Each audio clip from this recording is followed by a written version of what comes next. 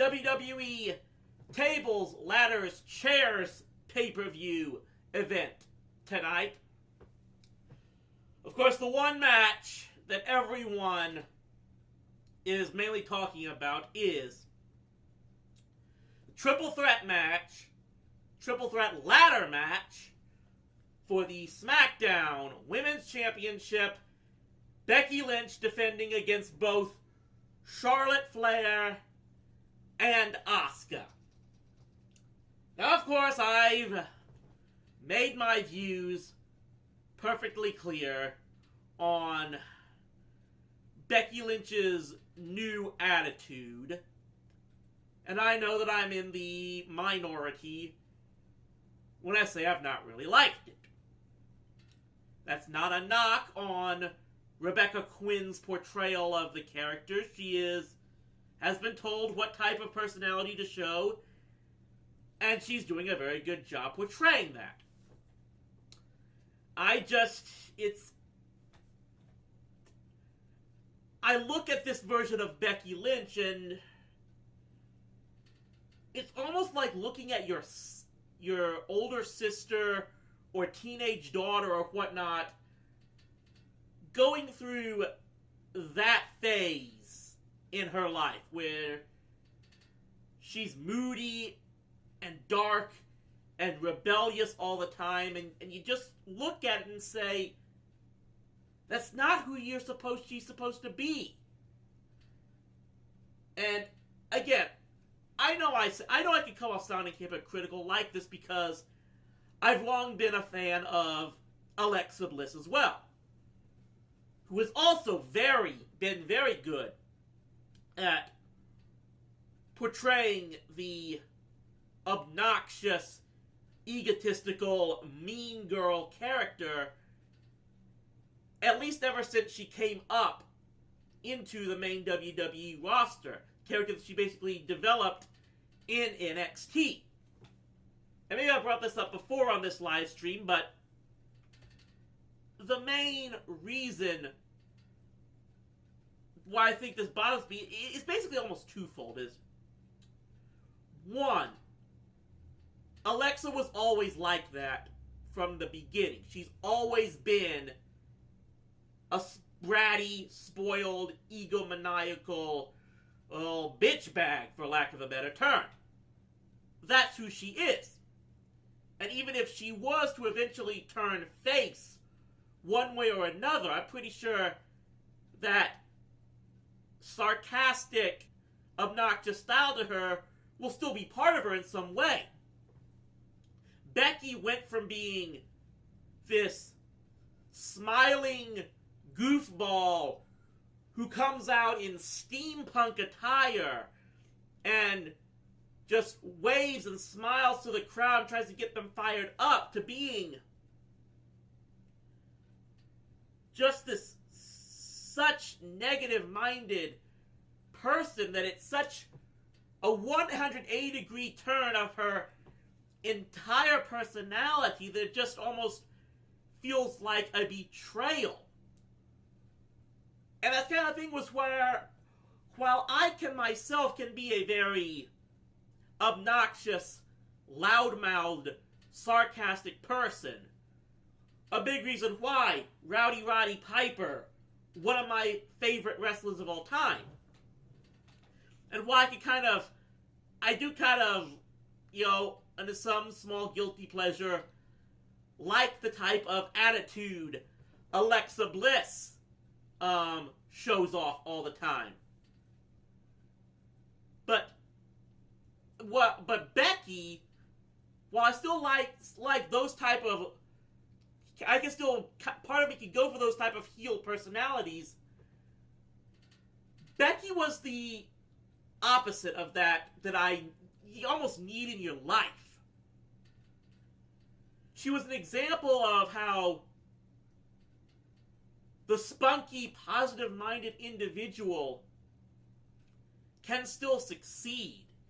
It's like I needed that one beacon of positivity in my wrestling watching life to remind myself that You can't just be an asshole all the time.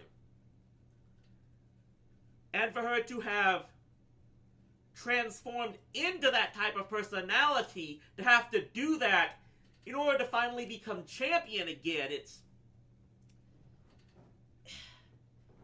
just kind of a disappointment, and just is not whatever. But anyway, as far as tonight's match goes, as I said, it's Becky versus Charlotte versus Asuka. This is one situation where I would not mind Asuka winning this match. Not because I'm such a huge fan of Asuka, mind you, but I think it's come to a point where the whole feud between Becky and Charlotte, and yeah, believe me, that's the other thing that bothers me, is just that I look at Becky, I did not want Becky and Charlotte to be enemies, and I think in order for what's going on between them to go to the next stage, it has to be a situation where neither one of them is champion. Which is why this is what I think should happen. I'm going to play How Would I Book This?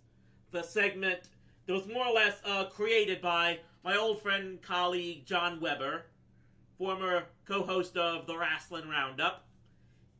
This is what I think basically needs to happen at TLC. Asuka needs to win the SmackDown Women's Championship in this match. At the same time, this is important, I'd say we need Nia Jax to take the Raw Women's Championship from Ronda Rousey. This is all tied in here. Bear with me on that one.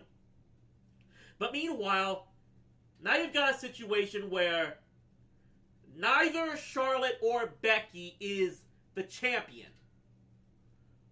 But more importantly, now Becky is in a situation where she doesn't have the title, and she doesn't have her friendship with Charlotte either. So this is the first step toward realizing that now she's really got nothing.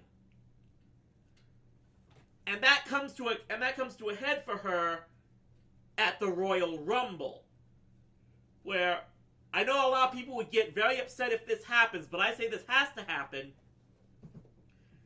Becky enters the Royal Rumble in January. She's more or less ganged up by everyone in the ring, the majority of which, of course, would be SmackDown Women's Superstars.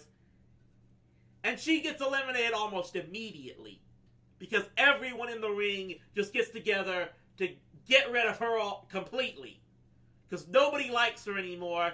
Nobody wants her more than anyone else to win this match. So she loses her shot at getting another women's title match and going to the main event at WrestleMania now, because she loses the Royal Rumble. Meanwhile, Rousey does win the Royal Rumble. Rousey wins, and then the next night on Raw declares she's going to SmackDown and will use her right as Royal Rumble winner to challenge Asuka for the Women's Championship on SmackDown. Rousey debuts on SmackDown the next day, Tuesday, 2 days after the Rumble. Says she's going to challenge Asuka. Becky comes out, challenges Rousey to face her at the next pay-per-view. I guess it would be Elimination Chamber, whatever it might be. Fastlane, Roadblock, whatever the title is. She challenges Asuka to face her and put her championship match at WrestleMania on the line. So now we finally get the Becky versus Rousey match that people wanted to see at Survivor Series but couldn't get because of Becky's injury. Rousey wins that match. So Becky she can't get her women's title back, and now it's starting to really delve on her that she is alone and has nothing. This is where the Iconics come in. Peyton and Billy basically come out, tease and torment and bully Becky for not having her title, not having any friends, basically being all alone. And they just keep ganging up on her each and every week until finally Charlotte comes out. She can't take this anymore. She basically ends up helping Becky deal with the Iconics. And this is what leads to Charlotte and Becky's friendship rekindling. Becky can finally make the full face turn that a lot of people want. And as such, you get Charlotte and Becky teaming up together at WrestleMania against the Iconics, while Rousey faces Asuka for the Women's Championship on SmackDown. And now we finally get T-Generation X reunited. And now, perhaps Becky can still have a little bit of that edge to her. But she does it with realizing that she still needs Charlotte. She still needs some type of friends by her side. Charlotte's learned from the whole thing. Becky's learned from the whole thing. And that's a whole full circle situation.